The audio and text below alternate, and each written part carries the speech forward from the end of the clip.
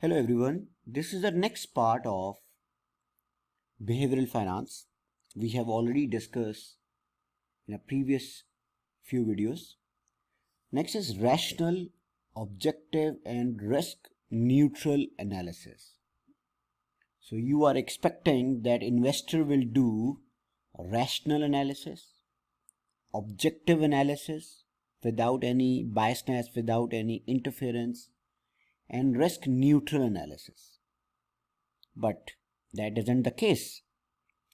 Investor may base their decision on analysis of available information, but behavioral finance has highlighted that this analysis can be subjective. One aspect is confirmation bias. What is that? Confirmation bias is you will take a decision, and then after taking that decision, you will only look into that information which is positive about your decision, which is confirming your decision, which is further put a confirmation on your decision.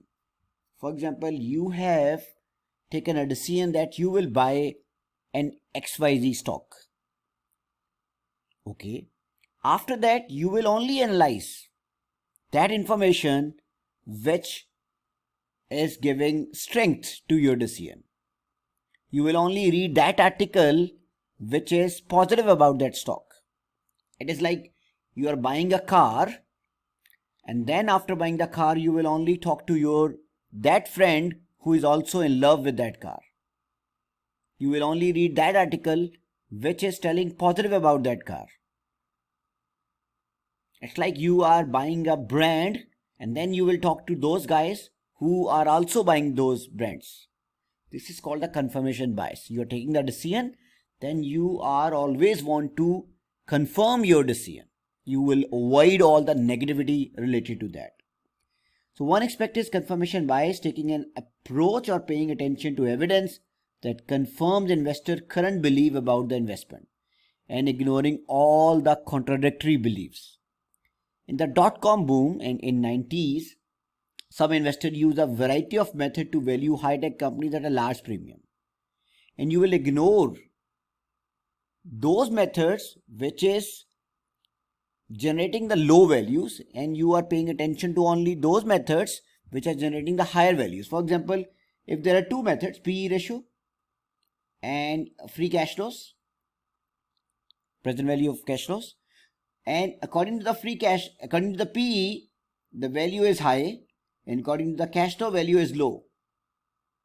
You will only look into PE ratio. You will ignore the cash flow method. What should you actually do? You should calculate market value according to all methods. If the free cash flows are generating lower values, you should indicate, you should highlight, you should evaluate why the value is lower. But you are a victim of confirmation bias. What you have done, you are only looking into those methods which are generating the higher value. Another aspect of investor bias is attitude towards risk. Rational theory suggests that risk-neutral investor will adopt a long-term approach based on expected values. If the expected value is good in long term, you will buy that stock. If the expected value is bad in the long term, you will not buy that stock. That should actually be done. However, behavioral finance has highlighted various attitudes towards the risk of making profit or losses. Some investor may be attracted by a company that offers the possibility of making very high return, even if the possibility is not very great. So irrational investment is if you're investing in Bitcoin because in the last few years Bitcoin has outperformed all the other asset classes. So that's why you will going to invest in the Bitcoin. So you are ignoring all other information. You are not looking for the long term. You are looking for the recent gain. Other investors may have a regret aversion, and other investors who want to avoid the regret. For example, there is a stock. Recently, I am following a stock, Nvidia. This company is making a chip. This company is dealing in AI. And you know, AI is the future. You know, this company is dealing in a chip which is used for the mining, which is used for the Bitcoin mining and the other cryptocurrencies.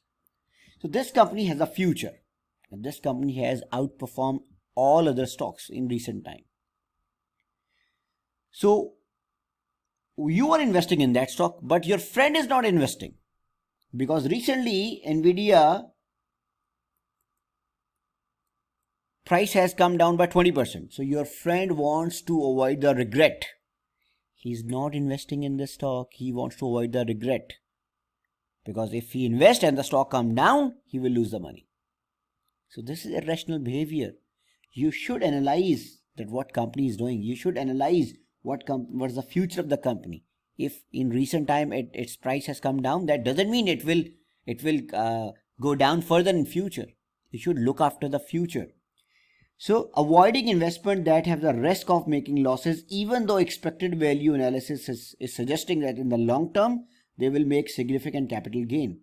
Investor with regret aversion may also prefer to invest in companies that look likely to make stable but low profit, rather than companies that may make higher profit in the some year but possibly losses in others. I have seen people, they are not taking exam because they may fail in the exam. So in order to avoid the regret, they normally do so instead of doing ACCA, CFA, you're not doing this because you want to avoid the regret. You may fail. You have seen that people have failed in these exams. So you have chosen the university degree, normal university. I'm not talking about the top university. Why you have chosen this path? In order to avoid the regret. Similarly, some of the investors are not investing in top high-tech type of companies because in order to avoid the regret, they are investing in typically stable, low return generating companies. What will happen? Your return will be lower. You will lose all the high return companies. All the persons who have not chosen Nvidia stock in recent time, they haven't made money. If they have invested in low income generating stock, they have generated a very low income compared to these. There is also evidence that many investors pay most attention to the last set of financial result and other recent information about a company and take less notice of the data that has been available for a while. So if you are looking only data which is available recently, you are ignoring all the past data. That is also wrong. Explanation for this have included recent information being more readily available and more immediate investor minds than the older information.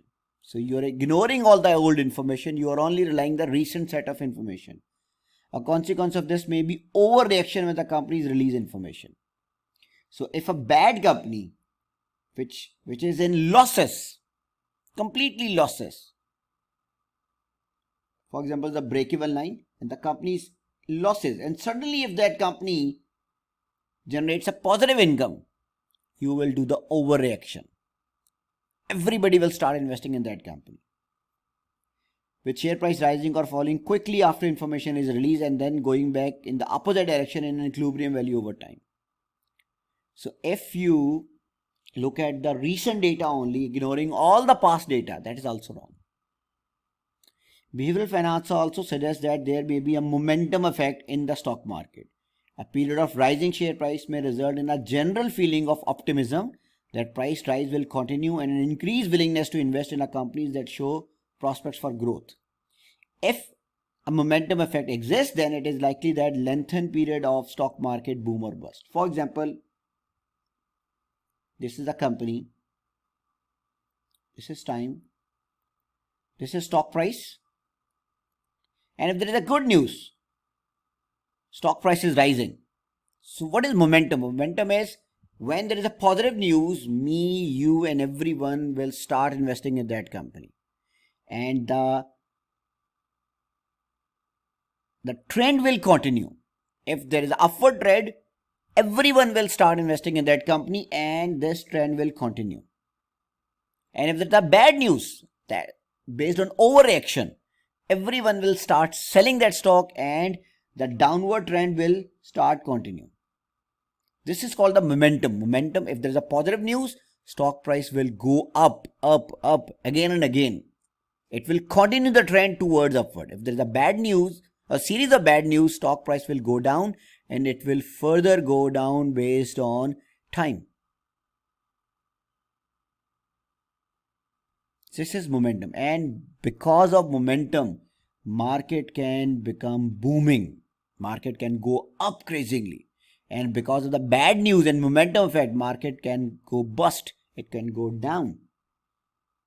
So in 2007 and 8, market was quite up, but when there is a series of bad news, few banks got bankrupt, few companies got bankrupt, there is a problem overall in US market, stock prices went down crazily. And then it continues to went down for many days. And market went bust. So momentum means if there is a uptrend, it will continue for many days. If there's a downtrend, it will continue for many days. That is a momentum. It will create. If there's an uptrend, momentum will lengthen the uptrend period. If there's a downtrend, momentum will lengthen the downward trend. So it can lead to the boom. If there's a downward trend, it can lead to the bust. So I have taken example of few stocks and cryptocurrency. That doesn't mean I'm negative or positive about these assets. It's only for giving you the examples.